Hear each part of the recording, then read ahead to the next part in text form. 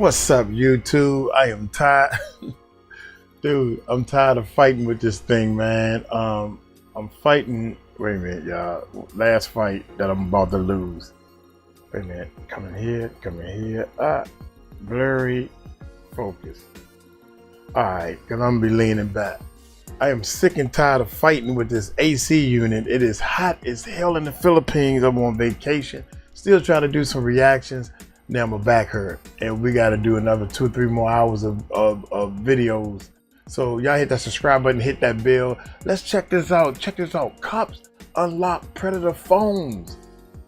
A cop unlocks the predator phones. Oh man, the volume control is way over here. Okay, yeah, we'll keep it like this. The cop unlocks the predator phones, find horrifying videos of missing girls. Y'all hit that subscribe button, man. Hit that bell. Oh my goodness. Hey, let's see if we can find some good info on this. Let's check it out, man. 911, what's the location of your emergency? I'm reporting a missing child. And at this point, I start to panic and freak out because that can't be the case. She was dropped off. I remember him saying, should I have asked a warrant? And I'm like, no, you got nothing to hide. Give them your phone. If you were to go demand your phone back right now, that would look suspicious. Like, what are you doing? I feel like sometimes people struggle to show real emotion when they're aware of what the truth is. If I knew anything, I promise you, I would tell you. Like, I am willing to take a lie detector test, whatever the you want, but I don't know anything. On February 25th, 2024 in Kissimmee, Florida, Madeline Soto celebrated her 13th birthday party with family and friends. The joyous occasion was quickly overshadowed by fear and panic just 1 day later when her mother arrived to pick her up from school only to learn Madeline never made it to class. Police and investigators launch a massive search operation, but as they piece together the clues from her last 24 hours, shocking evidence and glaring inconsistencies begin to emerge, suggesting her disappearance may be connected to a far more sinister truth. I don't want to believe she's still alive. She's out there. The following report is based on police records, and most of the footage has never been seen before until now. Please note that all persons charged with a crime are presumed innocent unless and until proven guilty in a court of law. On a late evening of February 26, 2024, the Orange County Sheriff's Office receives a 911 call from a caller with a dire concern. Do you need police, fire, or medical? Police, possibly. I'm reporting a missing child.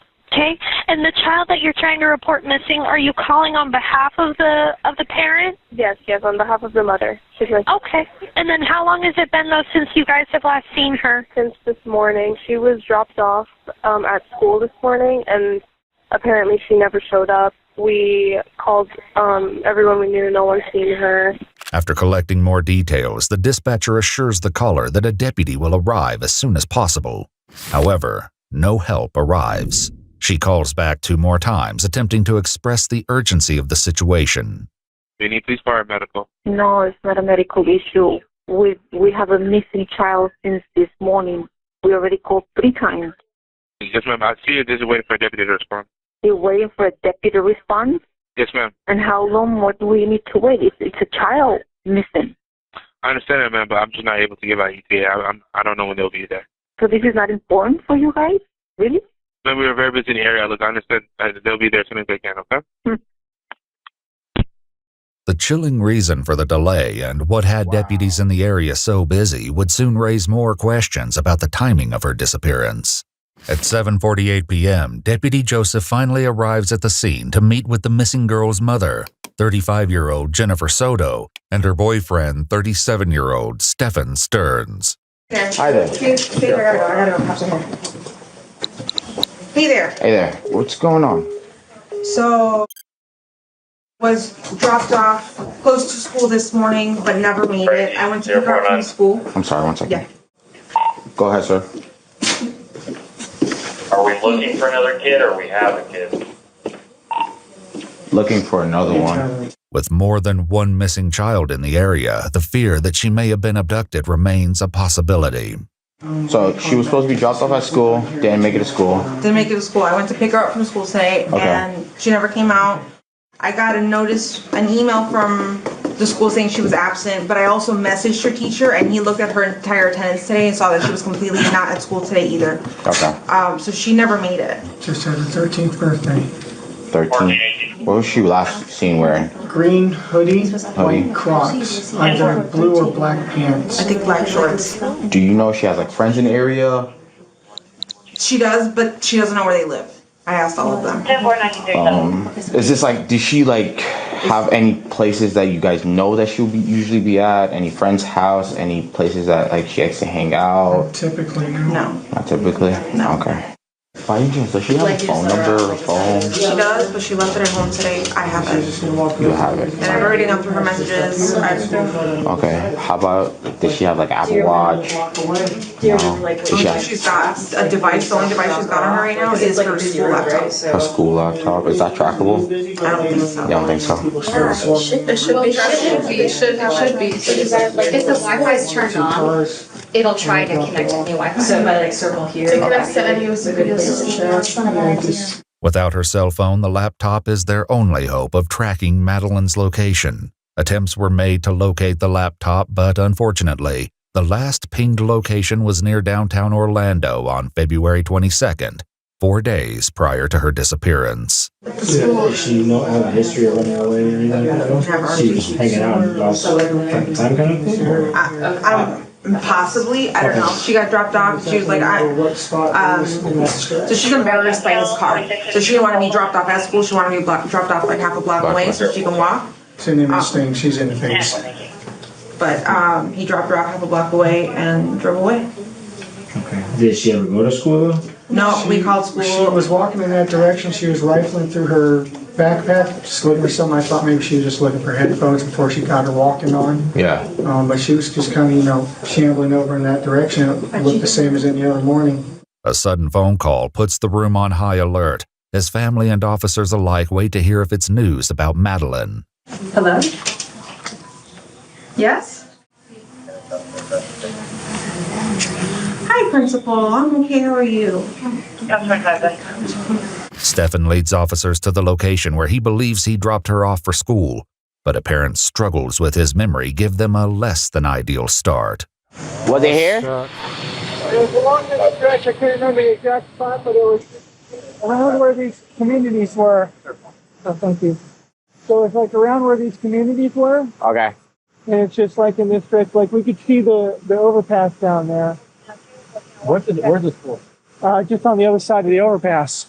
With a general idea of where Madeline was last seen, officers begin to search a nearby apartment complex for any sign of the missing child. No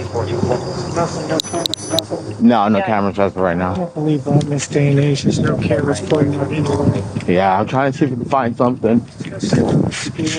Yeah.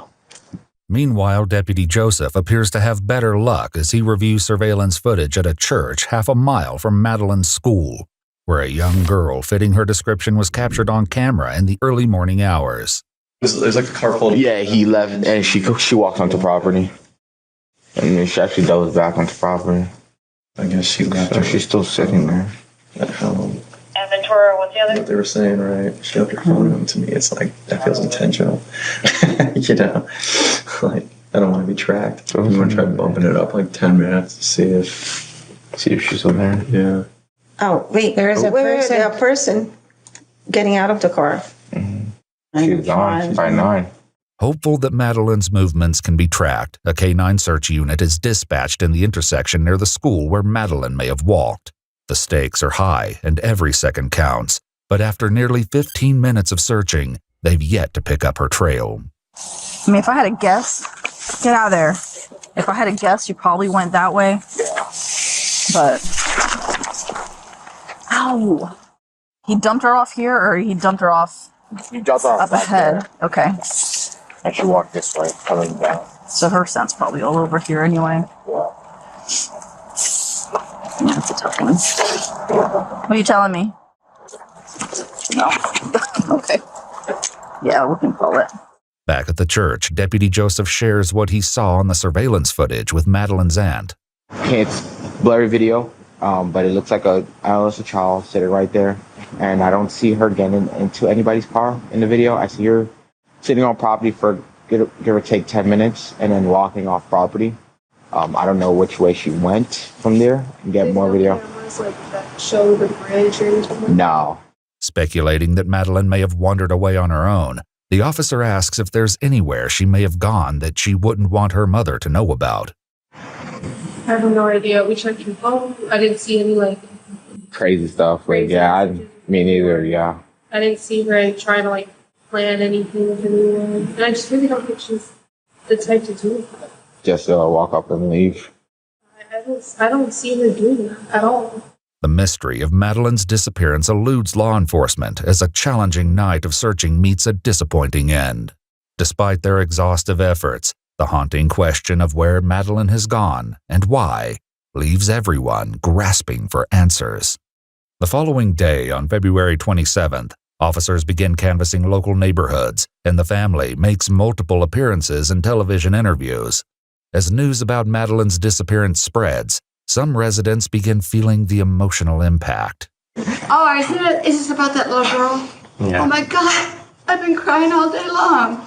Yeah, she's been missing since 8:30 a.m. Why aren't there any updates? I'm looking everywhere for anybody. I kept saying to myself, I said, I'm hoping she skipped school today. While Orange County deputies continue knocking on doors, a detective heads to Madeline's school to speak with her best friend, in the hopes she may have heard from her or has information that may lead to a breakthrough. I thought it was fishy yesterday when she didn't text me at all, because usually even if she doesn't go to school that day, she texts me the night or the day of, she'll wake up early just to text me hey, I'm not going to school. And she didn't yesterday, but I didn't think anything of it because I thought she slept in or something. Okay. Did you ever try to call her or text her or anything? Yes, I called her. And no answer? No answer. And that's completely out of the ordinary for her? Yeah. According to investigators, Madeline's phone was unplugged from the charger on February 26th at 7:04 a.m. It was then powered off around 15 minutes later, which they would determine is an unusual pattern according to historical phone data. As speculation that Madeline ran away from home continues, her friend drops a shocking revelation. She had told when I turn 13, once I turn 13, I'm going to leave this house and never come back. Why 13? Because she would always brag, because I said that I can't wait till my birthday, and she was are you having a birthday party? I said no, and she was oh, I get a whole bunch of money, $500 something dollars. I think she was waiting to turn 13, that way she could get a whole bunch of money and go. But where would she go? I have no clue. As the question of why Madeline would want to run away from home haunts the investigators, her mother, Jennifer, offers a simple explanation. So this whole living in the woods thing, I have people tromping through the woods right now on horses and ATVs and all sort of things, but has she ever mentioned that before? The thing is, I started talking to her about World War III, just what's happening politically, and I'm I don't know what that means for us, but we'll see what happens. But I've talked to her about World War III, so that's why I'm just saying. How long ago was that? I mean, is that something that might have impacted her? That's why she said she wanted to go live in the woods. As the detective asks Jennifer for her own insights, she poses a darker theory for what may have happened to Madeline. Based off of everything, me knowing her and knowing how she is and how tight-knit we are, I don't think she would run away. Mm-hmm. I feel like she was taken, on that short walk from where she was dropped off to the school. As investigators finish interviewing Madeline's friend, she shares one final detail that suggests a suspicious break in her usual routine. The friend shares that Madeline always preferred to be dropped off at school and had never walked her way to school from the church. But yesterday, for some random reason, she wanted to be dropped off at the church? I don't know if she's ever been dropped off at church before. No, she has told me. Okay. The unusual circumstances leave detectives scrambling for answers, and they'll soon turn to Stephan and Jennifer to fill in the blanks. As officers continue canvassing, a second night falls with no valuable leads. By now, Madeline has been missing for over 48 hours. K9 Wyatt returns for a second attempt at locating her trail, this time beginning at Madeline's residence where Stephan and Jennifer are waiting. We're going to pull one more, and then we're going to have the dog sniff it out again and see if we could get another track going. Can I get you the last outfit you're wearing? Has it been with other clothes and all that, your clothes? It got mixed in with clean clothes and dirty clothes. Is it other people's dirty clothes or is it no, her just dirty hers? clothes? Is her What about underwear? like a pillow that she likes to sleep with? Her underwear is that. I mean, all that stuff works. Yeah, but you slept on the pillow this morning. Oh, that's right. I snuggled with a pillow. They settle on using a pair of her underwear from the bathroom, and the search begins. However, Stephan's curiosity will soon create an unexpected barrier to their efforts. I'm gonna be going like right where you guys are. Yeah, you guys can go inside if you want, because then I just don't want him trying to track you guys. Yeah, he's a pretty cute little guy.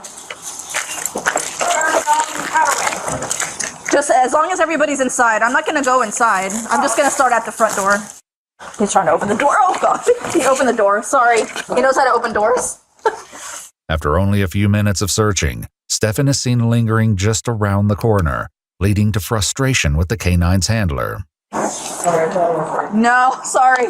He backtracks a lot, so he kind of just circles. Yeah.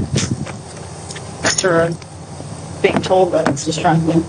Unfortunately, no critical evidence was found in the second canine search, and concerns around Madeline's whereabouts continued to escalate. By Friday, March 1st, 5 days after she first disappeared, Madeline is still nowhere to be found. Jennifer and Stephan have been interviewed multiple times, but inconsistencies in their accounts and shocking new evidence have thrown the case in a chilling new direction. As investigators meet with Jennifer to revisit their previous interviews, an intricate web of lies begins to unravel. You want me to go through the whole timeline? Yeah, we'll start with Sunday. Take me through Sunday. Sunday birthday party. She spent the whole day at my mom's house. They celebrated with the whole family. I was at work. I just started a new job last week or the week before. She had the best day. She was so happy when I got home and I saw her. At my house around 8:30 that night. I wasn't home. She got dropped off alone. About 10 to 15 minutes later, Stephan showed up. At your house in Kissimmee? At my house in Kissimmee, he called me. Or he texted me, I'm not sure. But he let me know he was there and that she was getting ready for bed. She was doing her routine. Stephan previously explained to detectives that he doesn't live with Jennifer full-time, but rather splits his time between her house in Kissimmee and his parents' home in Northport, Florida, nearly 150 miles away. And what does your time splitting look like? Are you here for days, weeks, months, something else? Weeks at a time, yeah. And so, I guess, when did you arrive this block of time that you were here? Day before yesterday, actually. So, what night? Saturday? Yeah. I think. So you got here Saturday night. This is inconsistent with what Jennifer just told detectives, claiming Stephan arrived after her birthday party, which took place on Sunday night. However, even this timeline contradicts one of her earlier interviews, in which Jennifer struggled to remember exactly what day he made it into town. How long has he been here? Or when did he arrive, rather, this time? I can't remember if he arrived Saturday or Sunday morning. These are only the beginning of a string of contradictions that will soon raise major red flags. As Stephan's questioning continues, he's asked to describe how Madeline was acting following her birthday party on Sunday night. She was just happy. She was very happy. Everyone was happy. It's nothing out of the ordinary. I can't remember anything particular that happened. Jennifer continues to explain what happened just after she returned from work, and the reason behind her decision to break routine and have Stephan take Madeline to school the following morning. I got home around 10:30. I started getting ready for bed myself. I started eating and taking my meds. I have to take meds. When I went to take my meds, I realized, oh my god, I forgot to take my Saturday night's meds, which is why I felt so weird and so abnormal and not myself Sunday while I was at work. Everyone at work noticed I was acting different and not being myself. Like, I couldn't smile in front of the guests. I felt this wave of depression that I haven't felt in years. It was my bipolar symptoms coming up again that I just I've been medicating myself for all this time. I sent them to sleep upstairs in the guest bedroom so that I could get a good night's sleep. This disturbing admission further stressed the concerns detectives have had since Jennifer's initial interview, when she'd first explained their unusual sleeping arrangements at home. Is it normal for both of them to sleep in the same room? Sometimes. When I really need a good night's sleep, I will send them upstairs. But when, also a lot of times we will sleep together in the king size bed, all three of us. Or sometimes Stephan will go upstairs and our bed alone. So it just really depends on what's going on that night with our schedules and what we're doing. Okay, where were you sleeping? Downstairs in the king size bed. Okay. Is it just you two here? Well, you guys have a roommate, right? We have 2 roommates. So what rooms do you guys use? The room downstairs, the master bedroom downstairs, and room number 4. The house would later be thoroughly searched, and what investigators would uncover would leave detectives reeling. As Jennifer continues, she elaborates on how the concerning sleeping arrangements first originated. The living situation with them, I'll be honest, seems weird. It's weird to me. She's got a bedroom downstairs. What's kind of the mindset or the thought process, the communication you've had with Stephan about, she's not going to sleep in her bed, but you guys are going to go sleep in the guest bedroom? It wasn't until June that he got his own bedroom and I sent him upstairs. That's where the requests for sleepover started. Okay. And I kept telling her no. I'm not comfortable with that. They really wanted to watch something and I was really tired. And I said, okay, fine. Go ahead, but this can't happen often. I allowed her to go upstairs and sleep with him. But honestly, I think I can count on one hand how many times that's happened, and it has been many times that I've allowed her to have a supper party with him, to be alone in the bed with him. The sleeping arrangements leave detectives seemingly uneasy, but with finding Madeline still the main priority, investigators ask Stephan to piece together the events of the following morning. Woke up around 7:15, somewhere around there, which is an early start for us, but we had talked about getting McDonald's breakfast beforehand, so we wanted to make good time. We did make good time. We got out the door maybe 7:30ish, 7:45ish, maybe. However, when Natalie, who lived in the house as one of Jennifer's 2 roommates, was asked if she saw the 2 of them getting ready in the morning, her answer seemed to contradict Stephan's account. Did you see them at all Monday morning? By the time I was leaving Monday, no, I think I was leaving too early. I leave like around 7:45. I typically don't see them. Were you probably gone before they even got up, maybe? Okay, gotcha. If Natalie's recollection is correct, she would likely have seen Stephan, as they both claim to have left the house at the same time. The timeline is even more muddied by a written statement to the police, in which Jennifer claims she physically saw Madeline getting ready around 8 a.m. Confusion over the truth is compounded as her story continues to change. Between your initial statement to the police, a lot of things have changed. The initial statement to the police was you watched her get dressed, you watched her leave, you knew exactly what she was wearing. Can I tell you my thought process on that, or where I came from with that? I was handed this form, and I'm like, where do I start? What do I write? And somebody said, tell them what you saw.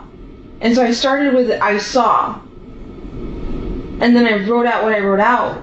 But it wasn't until later I was like, wait, I didn't see her. I assumed that I saw her. I assumed that I heard her. But I didn't. In reality, I didn't see her. I only saw him. And I heard something in the kitchen, but I don't know who that was. Despite the inconsistencies, investigators move on to what happened after Stephan and Madeline allegedly left for school. She was asleep in the car most of the time, just snoozing until we got there. And she wanted to be dropped off a little down the ways from the school. She's got this phase that she's been into lately where she's very particular about what car she's seen getting out of in front of the school. I get it. It's an image thing. I said, okay. Let her out. Have a good day. Love you. Thanks. Love you too. And I turned around and was driving away and was watching her in my rearview mirror to make sure that she was going where she was supposed to go. And she was. moving in that direction, but she was rummaging around in her backpack or something. Find out later that she forgot her phone here, so she may have been rummaging for her phone. But she was still kind of making her way towards that direction, so it looked okay. Looked like any other day. And you said that that's typical of her to walk that distance? Yeah, she likes the morning walks when it's cool. And she will sometimes like to hang out and wait for her friends. She's known to do that. His statement seems to have raised suspicions with investigators, as Madeline's friend informs them that it isn't typical for her to be dropped off anywhere but in front of the school. Stephan also claims to have dropped her off between 8:20 and 8:40 a.m., but when confronted with what detectives saw on local street cameras, Stephan makes an abrupt change to his story. So why is your car seen going southbound at 8:10? So meaning going toward Kissimmee. Mm-hmm.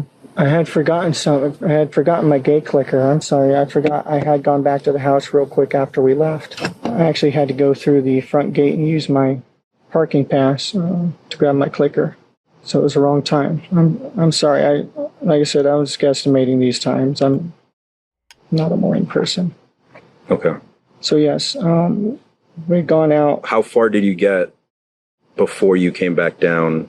When you realized you forgot your clicker? Nearly all the way to the school. So you guys came back here to get your clicker? Correct. So when we look at the cameras in the front, it's going to show you coming back in Correct. here with her in the car? Yes, with her in the passenger seat, Okay. yes. Footage from the apartment shows Stephan pulling up to the complex trash compactor at 7:35 a.m. in his silver sedan. He's wearing a red-colored shirt as he throws a trash bag inside the compactor and pulls away. A female believed to be Madeline is visible in the front passenger seat, appearing slightly slumped over. They leave and return to the apartment at 8:19 a.m., where Stephan appears to speak briefly with a security guard. Madeline still appears to be in the front passenger seat. The security guard was later interviewed, but his account burns another hole in Stephan's story. Do you remember a resident coming through in a silver Lincoln sedan? I do remember, but not his face. I talked to him. He showed me his little clicker, and he's like, "Hey man, I'm clicking, it's not working." And then I went and I clicked the button. He went inside, and I just remember there was a woman like sleeping beside him with a green shirt.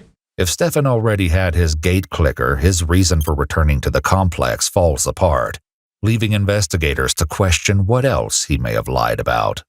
They determine the trash compactor needs a closer look and begin the process of gathering a warrant to search its contents. Meanwhile, with more questions than answers, Stephan continues to explain what happened next after he returned to the area near the church and dropped Madeline off. What did you do after you left the area? I left to go to the local vape shop because I needed some more vape juice. They weren't quite open yet, so I ended up going back home. Waited about an hour or so and then went back and checked the vape shop again. It was open, so I got what I needed there and came back. Do you remember what time you came home? The first time was probably right around 10, close to it. Probably finished at the vape shop and came back home again a little after 11. Okay. You said the first time that you hung out with a little bit, right? Yeah. Was there when you got here at 10? Okay. I think so. She might have been at her blood appointment. Let me double check. It's okay. We don't have to ask her right now. Sorry, everything's a blur. So she might have been here. She might have not have been here I the first time. believe she was here because she was sleeping in as much as she possibly could because she's been messed up with a new work schedule. So she had to be here because she didn't want to sleep in. With Stephan struggling to remember whether or not Jennifer was home when he arrived back at the apartment, investigators turned to Jennifer herself for confirmation. When Stephan called me around 10:18 in the morning, I had stepped out to go get blood work done. And he had just let me know that he just got back home from running a few errands. I asked, did you guys ever just stop at McDonald's? And he said, no, she changed her mind. He tried convincing her a few times, but she did not want McDonald's anymore. At what time did you leave the house yesterday in the morning? Or what time did you step out, rather? I'm going to say around 9:30. You left around 9:30. And then Stephan called you around 10 to say he got home? Yeah. Though Stephan claims he spent time with Jennifer before leaving for the vape store a second time, Jennifer's account suggests she wasn't home until after he returned. As confusion builds over the timeline, detectives review security footage from the street cameras and notice a flaw in Stephan's story. Did you go anywhere else after the smoke shop? Oh, no. I don't think I went anywhere specific. I was just driving probably in the direction of home. But I don't remember stopping anywhere specifically. And you were there for 5 to 10 minutes? Roundabout, I think. Okay, so like let's say you drop her off at 8:40. We don't see your car coming back south until 10 o'clock in the morning. Mm-hmm. So what are you doing between 8:40 and 10 o'clock?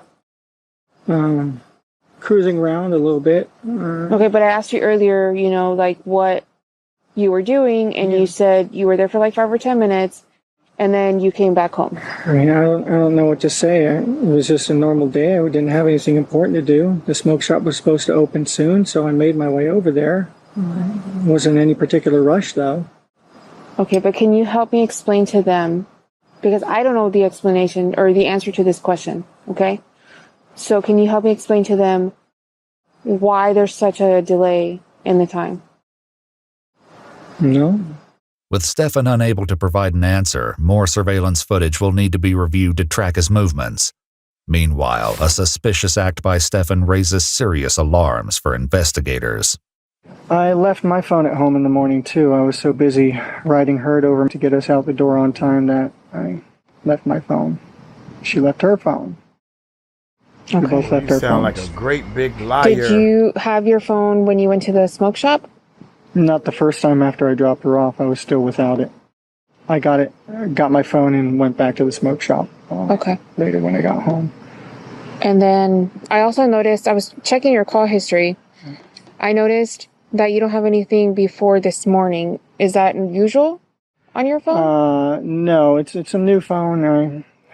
Stupid. I went to do an update yesterday morning, and I don't know what the... pardon me. I don't know what the heck I did, but somehow during the massive OS update, I managed to factory reset my phone and lose all of my contacts, all my information. Jennifer also corroborates this story as she explains the moment the supposed accident took place.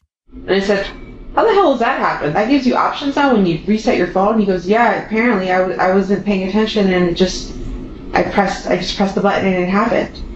And I said, oh, that's unfortunate. That sucks. When asked, Stephan voluntarily hands over his phone, and investigators begin a forensic download to determine its contents.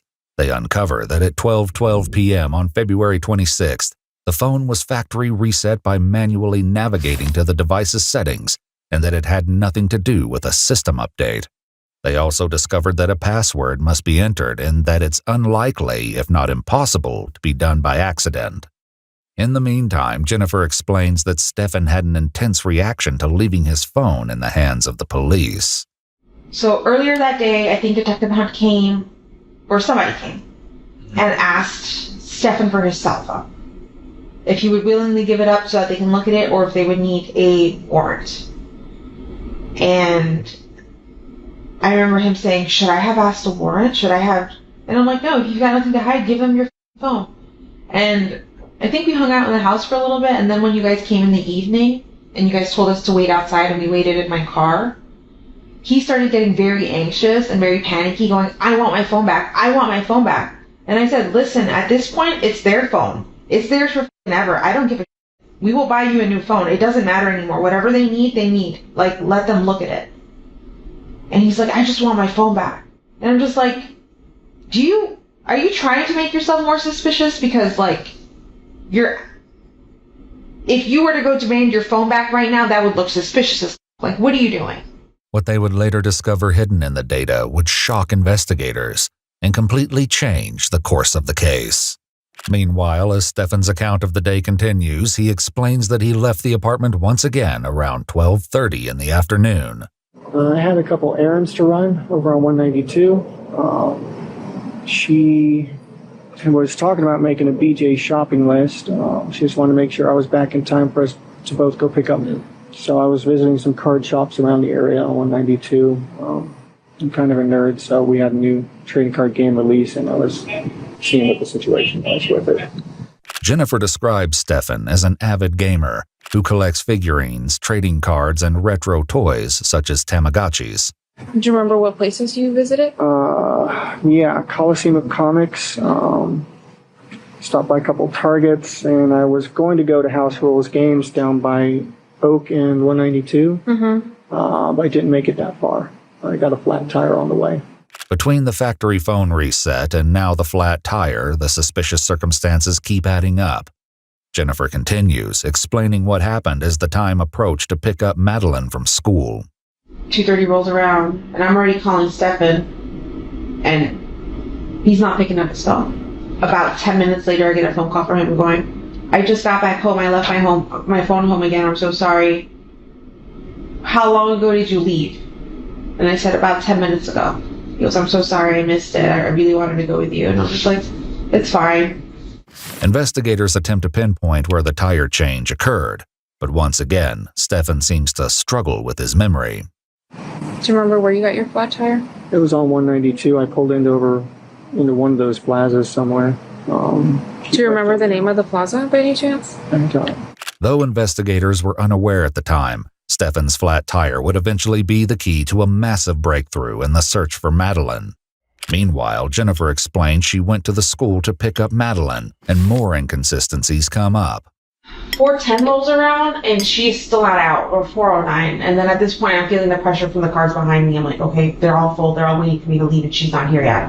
So I take off, and I'm thinking, maybe I missed her. Maybe I forgot to tell her I was picking her up from school today, because I don't know if she knew that I wasn't working. So I left, thinking maybe she walked. That's pretty close to school. Let me go drive back down and wait along the path she would walk, and just wait. And I parked and I waited.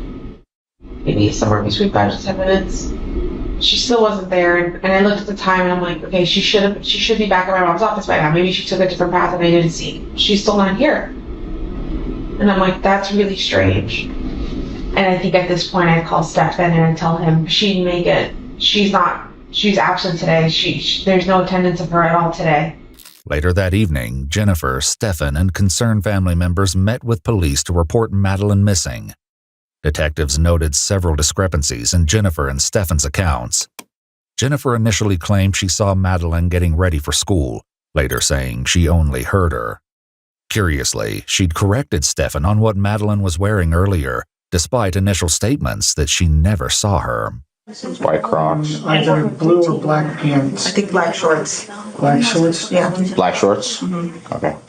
Additionally, a review of cameras near where Stephan supposedly left Madeline doesn't show his car in the area, and cameras capture him moving in the opposite direction at the time he was supposedly dropping her off at school.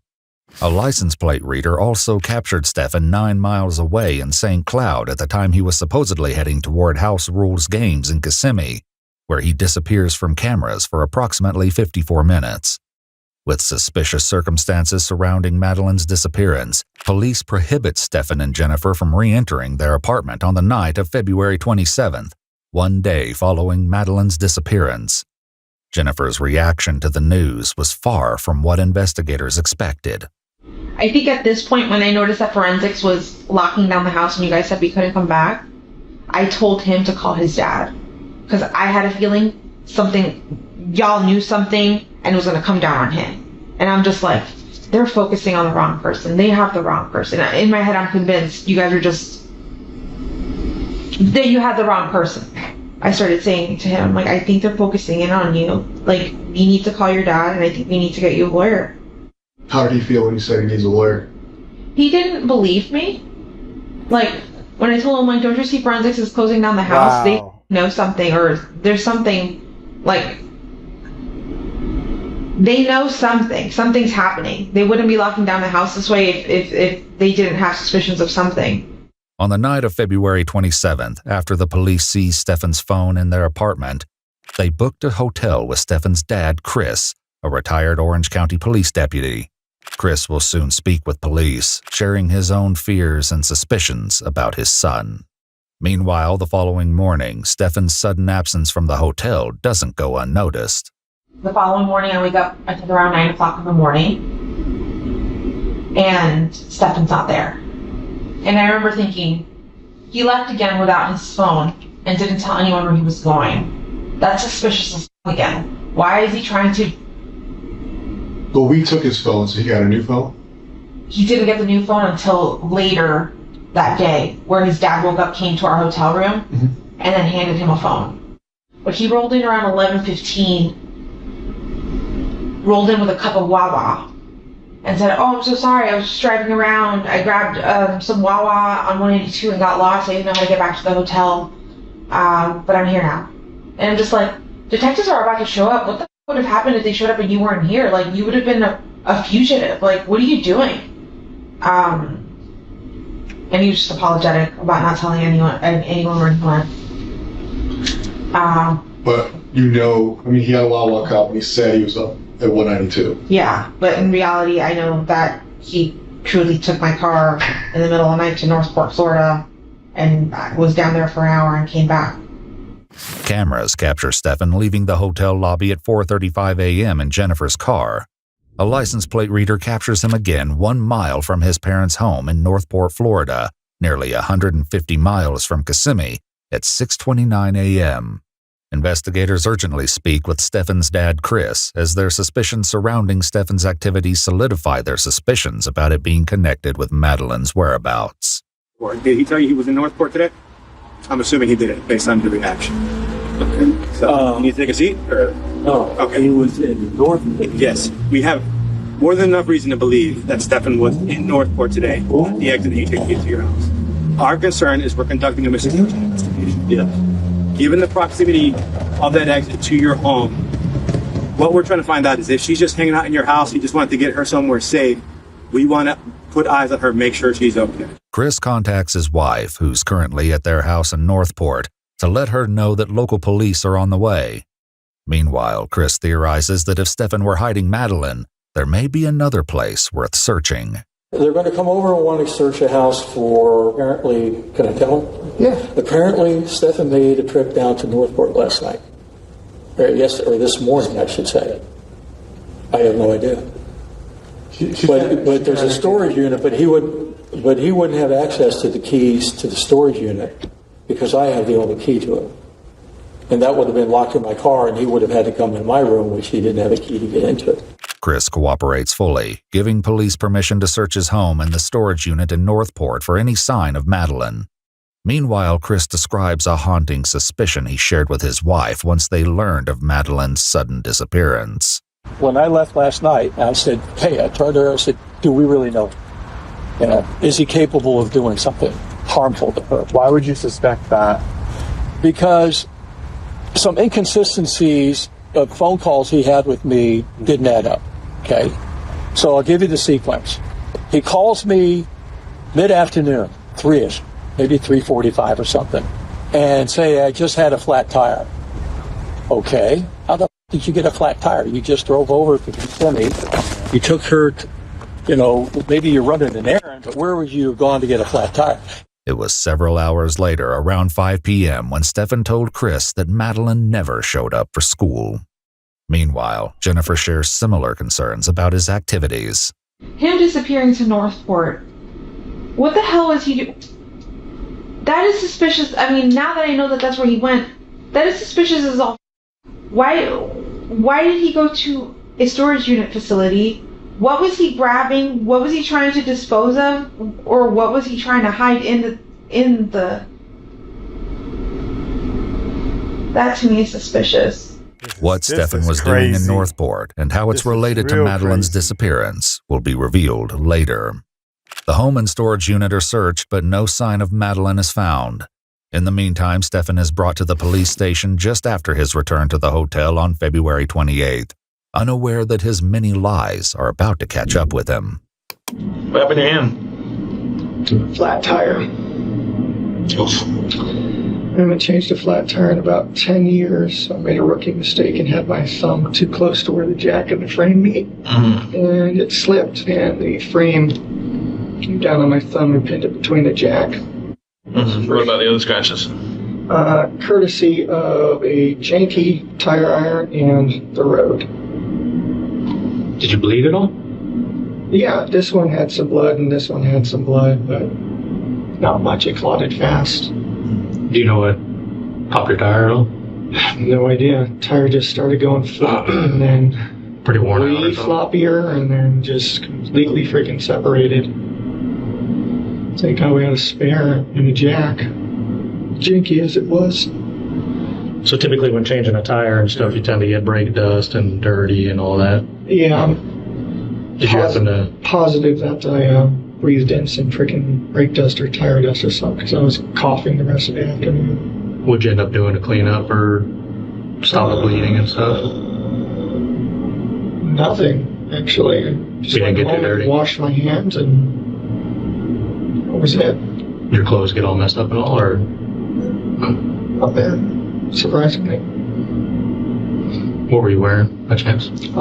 This. I think I'm still wearing this. I'm still wearing the same clothes. Oh, so you kept everything? Try to, I guess.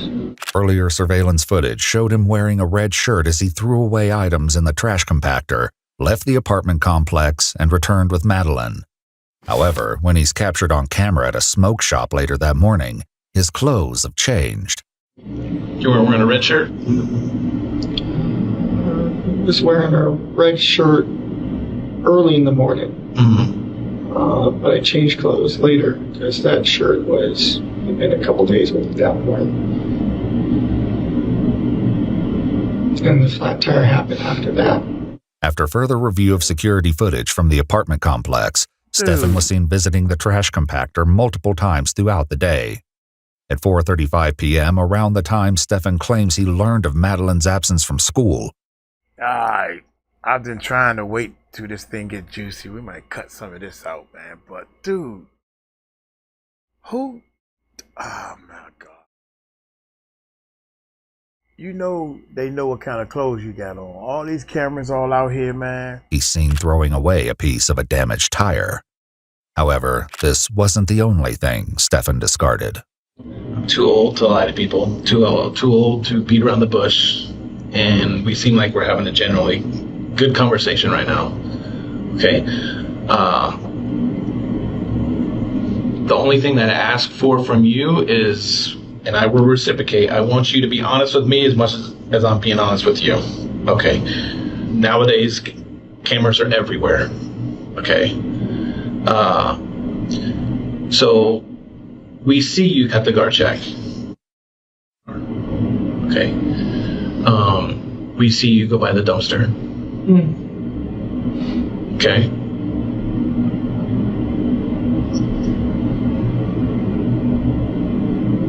I may have taken some trash with me then. What was in the trash? House trash. House trash? Yep. When you for school, did she have her backpack with her? Yes. She did. Did she have her school computer with her? Yes. Presumably, yes. Presumably. Okay. She should have.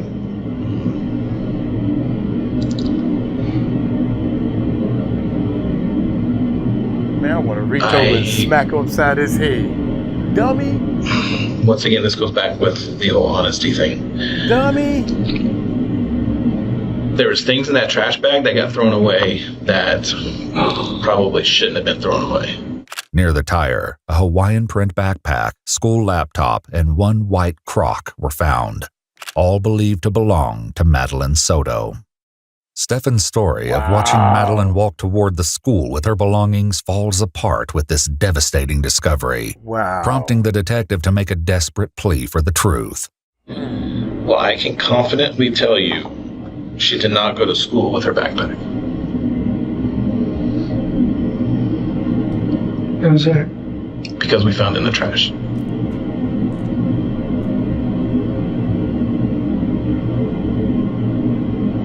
So, Stephan, here's what I'm asking you and pleading with you is to dig down. Wow. And do some soul searching. I have kids. He's got kids. And this little girl's out there somewhere that leading to nowhere. And I really, really, really think you can help us. I mean, you want to get something off your chest. I don't know what it is, but I'm pleading with you. I don't know. I don't. Though Stephan continues to deny the truth, the evidence against him is mounting. Detectives are far from finished as they prepare to confront him with the jaw-dropping discovery from his cell phone, a disturbing revelation that will be nearly impossible for Stephan to deny. What do you think was on the phone? Oh, shucks. Text messages. Emails. Old stuff. Pictures? Oh, yeah. What kind of pictures were on there?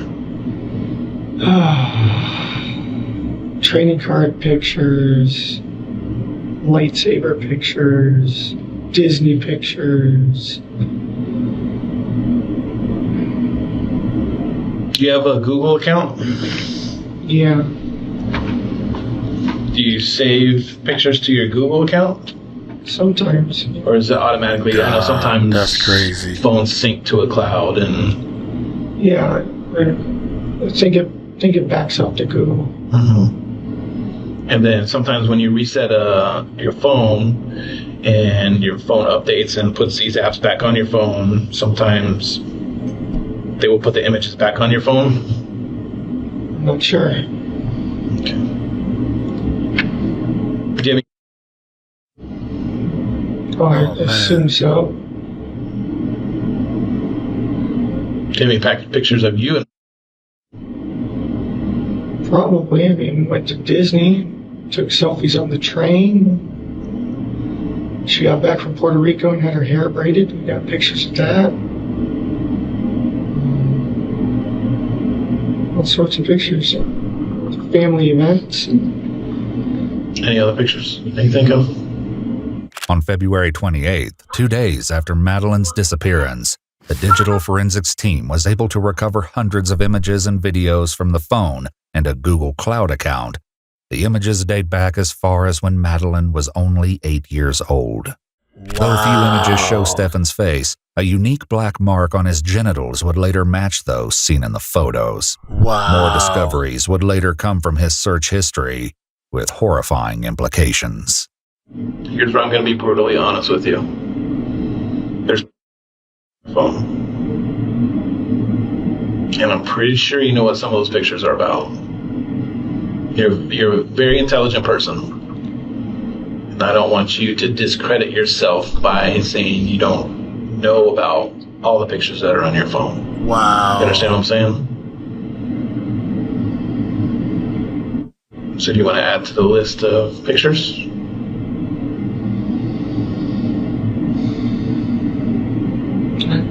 No.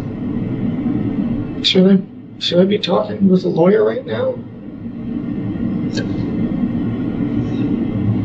I can't answer that question. My sole purpose right now is to see if I can find, and I'm really hoping you can help me.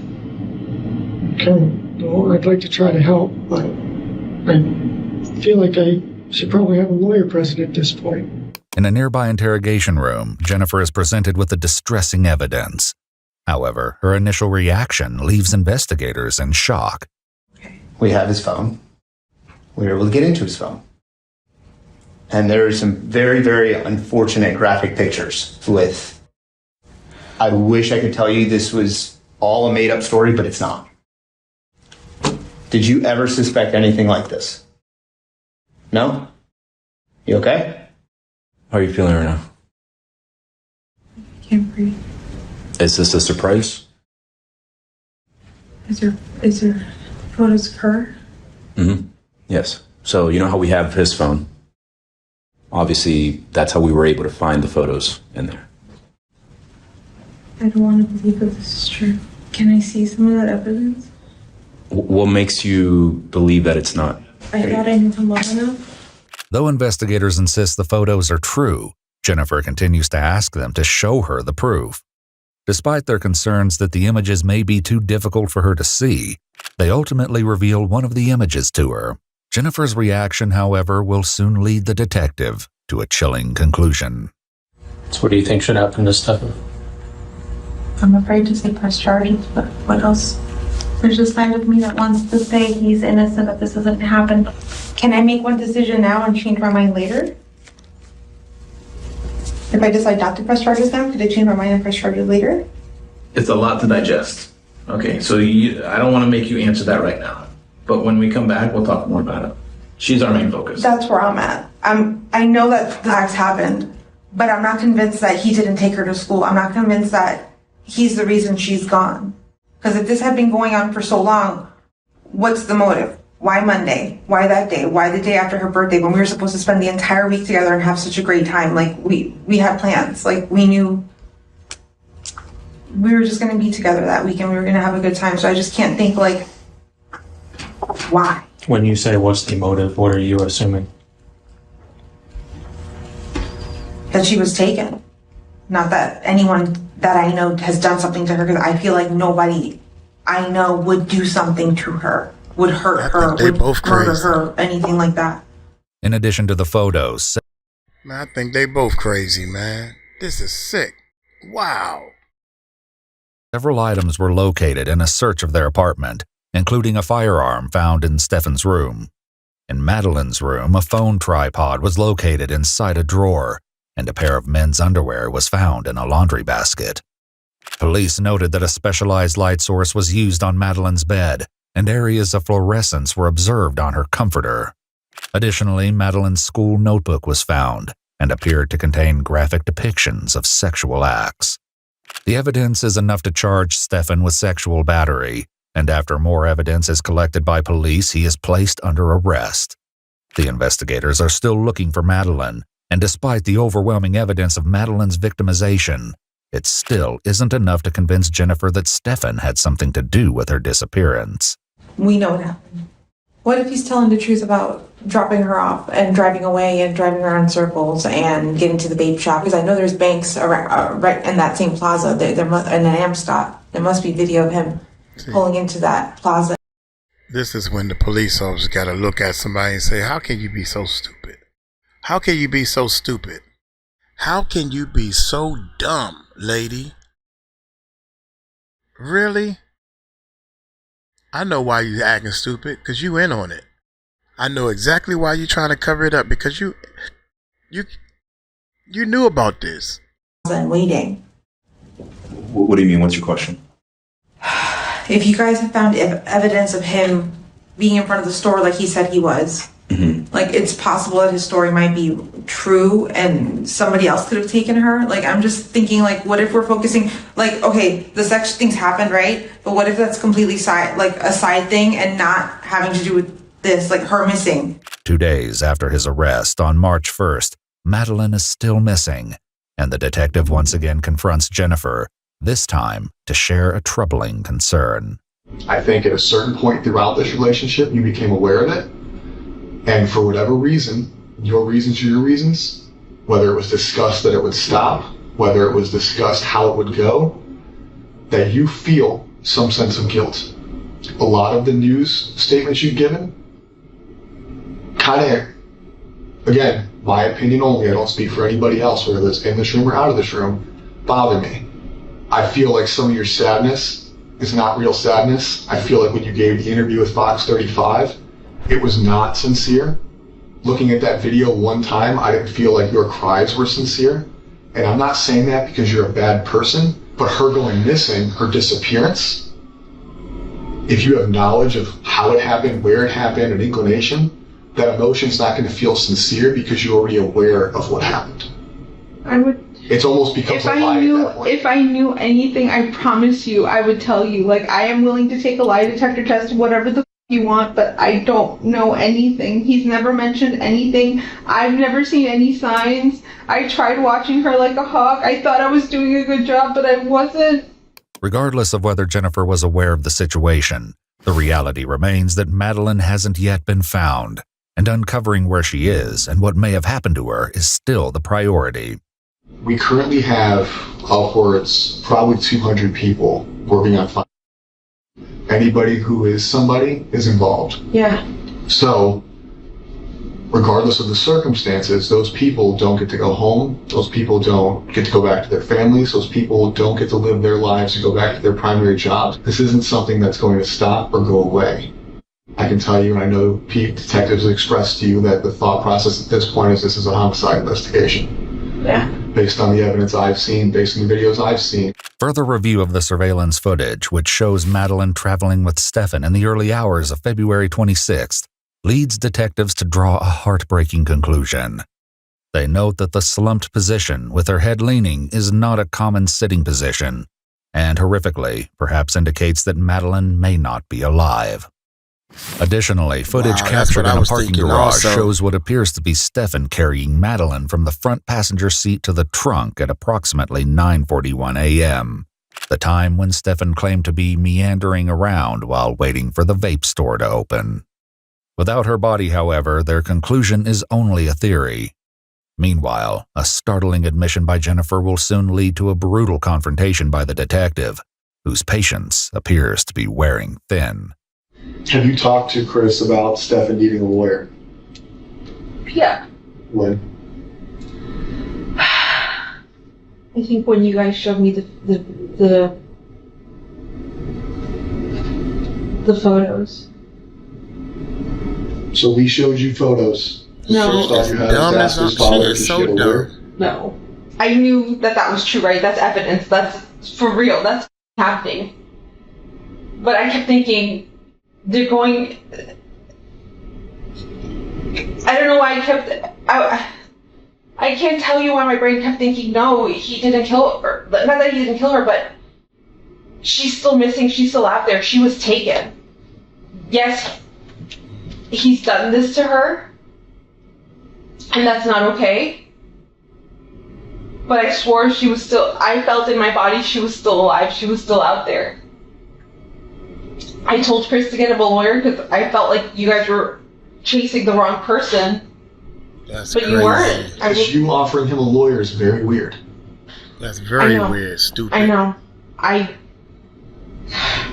Her replies to the details about the severity of Madeline's assaults appear to be the final straw for the detective, as his confrontation grows more heated. You prioritized him by offering him or telling his dad to get him a lawyer. Not, what the f*** did he do? Not, hey, we need to figure out what happened. No, let's protect Stephan. I was in shock. No, that's not shock. That is your natural instinct to protect Stephan. Yeah. I don't know why I said that. But that's the problem. You don't know why. Does your role in her life lead this to happen? I'll be honest. Wow, that's crazy. Yes. I know. Since she was a child, since her victimization started, it occurred under your roof and you acted like it didn't exist. And knowing the victimization, knowing how ongoing it is, knowing that you saw a picture of it, not just us telling you, not me and him saying, hey, listen, he's being... I think they had a bad relationship. They showed you a picture of it. And you still protected him. So how am I supposed to not think that the thought process in your mind is until she's found, Stephan can't be charged with murder? Because we both now know that you don't want him to be charged with murder because you want him to have a lawyer. No, I don't. That was then. He can't be charged with murder. That was then. Everything that you guys have shown me since then and have shown me that he's So we had to show you a picture of her dead in a car for you to finally not take his side? Despite his theory that Madeline is deceased, they've yet to locate any sign of her remains. If their devastating theory is correct, the question remains, what motive would Stephan have to end her life? What do you think made him stab?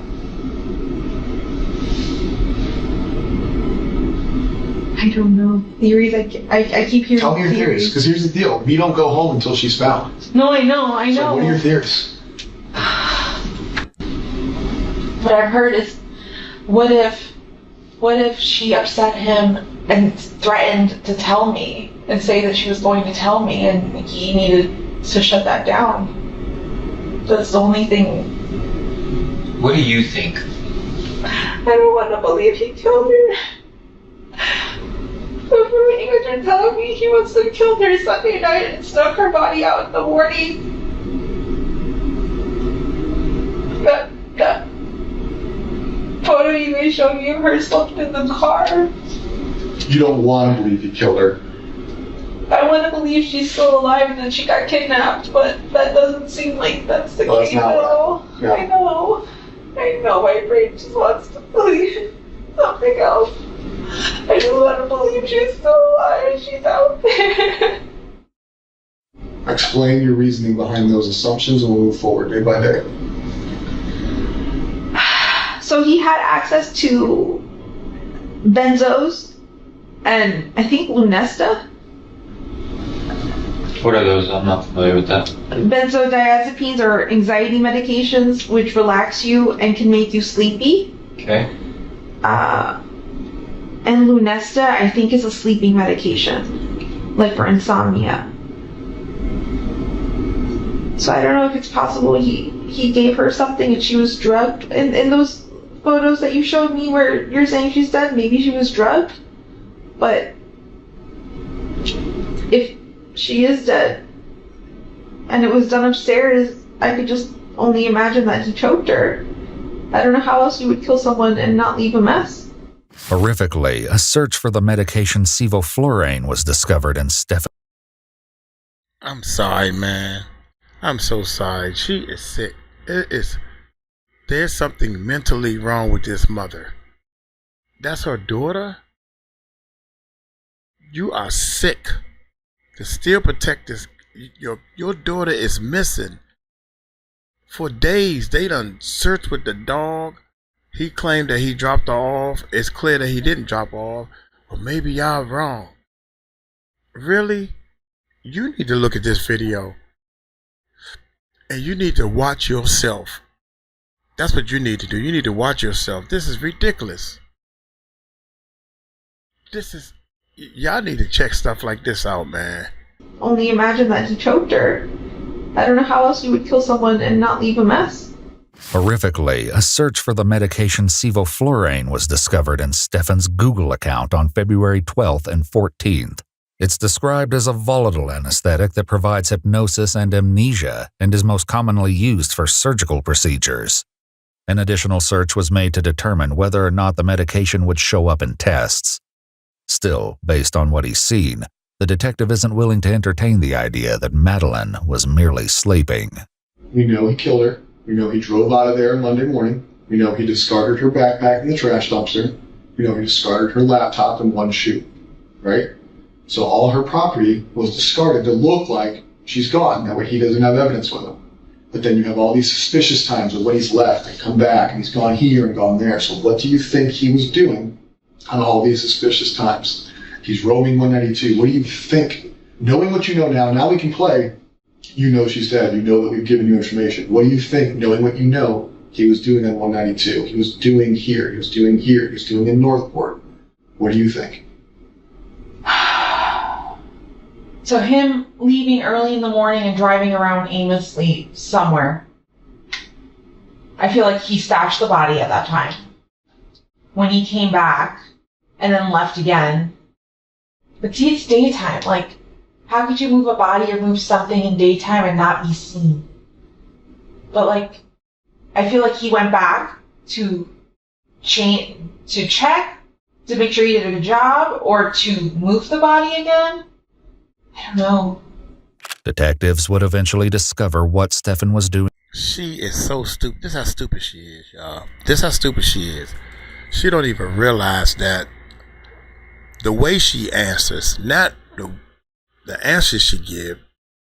What do you think? He was killing her and getting rid of the body. That's it. Well, I can't believe he can move. You can move somebody in broad daylight without being seen. You're trying to be smart, and that's how people get stupid. You're trying to act like you're smart. They are police officers. They do this for a living, investigate and sit there. You don't know what they're doing. You don't know that you're being analyzed. That's how smart people get caught. They think they so smart, they dumb. They stupid. Stupidly dumb. Is that a word? Can we do that? To check, to make sure he did a good job, or to move the body again? I don't know. Detectives would eventually discover what Stephan was doing in Northport, along with a shocking discovery which will be revealed later. Wow. Still, Stephan has 54 minutes of unaccounted for activity in the area of St. Cloud, 9 miles from Kissimmee. Jennifer, however, claims she has no idea what he may have been doing there on the morning of February 26th. I didn't think he ever, even knew where St. Cloud was, because we've never driven down that way ever. You live in Kissimmee, right? Yeah, I know, but to me, he's never had a reason to ever drive down to St. Cloud. Ever. Investigators continue to pry information from Jennifer, unaware of just how close they are to a major breakthrough. For now, Jennifer poses a dark and twisted theory for where they might search for Madeline. If I were him, and I had to stash a body, but I would never do this. My mind would say to go to Lake Toho. There's a lot of woods there, there's a lot of gators. Like I told you, there's going to come to a point where we will... Volusia County Sheriff's Office just found somebody the other day that's been missing for a long time. People get found. Sometimes it's quick, sometimes it's not quick. But we will find her. What you need to think about is, when you find her, is there an opportunity or a chance that we are going to prove that you did not assist us to your full capability in this investigation? And if that is true, you need to think about the consequences of that. Consequences of hindering a murder investigation or a capital sexual battery investigation could be punishable up to probably the same charges, the same time in jail. I know you know that I don't believe what you're saying, and I know you know that I think you prioritize Stephan, but you prioritize jail. You see what I'm saying? If we come back and prove that you sat in this room and misled us, that you didn't lead us in the right direction, or that you assisted, or you acknowledged, or you knew, you're getting warning from jail. If I knew anything, I swear I would tell you. At 4 p.m., just minutes after Jennifer's interrogation comes to a frustrating end, a call reaches detectives about a witness who claimed to see the suspect vehicle and a man fitting Stephan's description changing a tire near Hickory Tree Road, the location where Stephan disappeared from cameras in St. Cloud. The witness reveals the exact location, where locked gates separate the road from an area of private property. The property owner gives police permission to enter, and horrifically, tucked inside a long expanse of bamboo trees, Madeline's body is discovered. She's found wearing a green-colored sweatshirt and blue jeans, and her body is covered by pieces of what appeared to be hay or dry grass. The bottoms of her socks are clean, suggesting she was carried. Records would also reveal the sickening purpose of Stephan's trip to Northport while his family slept at the hotel. According to police records, at 6:34 a.m., just after arriving in Northport, Stephan attempted to log into his Google account. It was later that Chris discovered the hard drive for Stephan's computer had been removed and placed in a bin at Chris's storage facility. He handed it over to the police, where it was found to contain over 35,000 explicit images of children. In a call between Chris and Stephan recorded from the jail, Stephan is confronted with the grim reality of a long future behind bars. The penalty for the crimes you have been charged with carry a minimum 40-year sentence. So obviously we're going to be gone. We'll all be gone. We're sad about that, obviously, because there won't be anybody here for you when you come out. Yeah, and I'll be lucky if I have another 40 years left in me either, so. Yeah.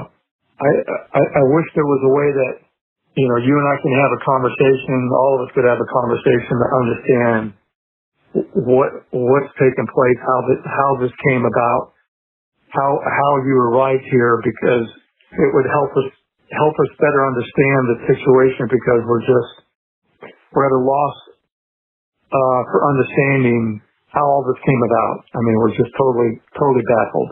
Well, I didn't start it. Okay. You didn't start it, but you participated in it, which is just as bad as not starting it, but that's for another day. I can't get any specific details or anything, but, if you'd like to schedule a visit with me or something, maybe we can find some way to talk. I don't know. I think we're always going to be recorded. So there won't be an opportunity to do that. A later autopsy would rule Madeleine's cause of death as strangulation. Though an exact time of death could not be determined, investigators believe she was deceased before she was taken out of the apartment and was killed either the night of her birthday party or early the following morning. The footage of the young girl seen wandering away from the church Monday morning was not Madeleine, but an unfortunate coincidence that the person on camera bore a similar resemblance.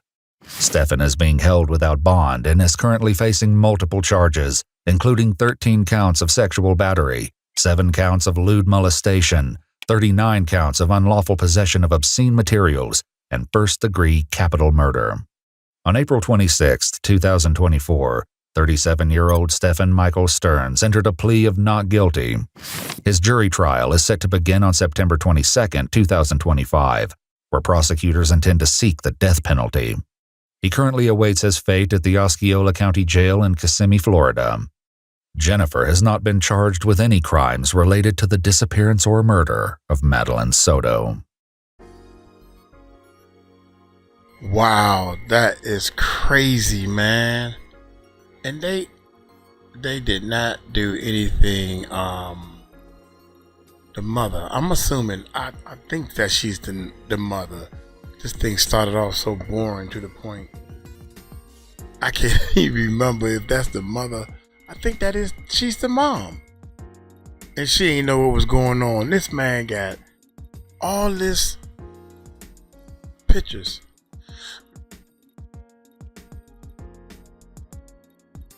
Oh my gracious. He got all these pictures and everything, man. Look here. I'm speechless, man. I'm speechless on this one right here, man. Hey, y'all tell me what y'all think, man. Maybe we should, some of these cases that I'm covering, I should look at and go to the trials, because I definitely can go to the trial, not like Diddy or whatever. Can't go to Diddy's trial, that's feds. Anyway, y'all let me know what y'all think, man. Y'all take it light, take it slow. Y'all tell them Uncle Mike told you so. Peace out. Hey guys, check you out. What is up? What is up, YouTube? Hey guys, check this out. I'm gonna start doing a intro to let y'all know this is a long, boring story, but y'all need to pay attention, because this is how police officers realize. I mean, I ask you a question, both of them sound so stupid that the police know they lying. You can look at them and tell that they making up stuff. They trying to hide things. They're not saying the right things. Both of these people from the jump started leading the police officers on a wild goose chase, and the police officer can see right through them. I want you to know, or I want you to tell me when you know that something ain't up. Something up with the girl, something up with the guy. You can clearly tell something up with the guy almost the whole time. Y'all take it light, take it slow. Tell them Uncle Mike told you so. Peace out.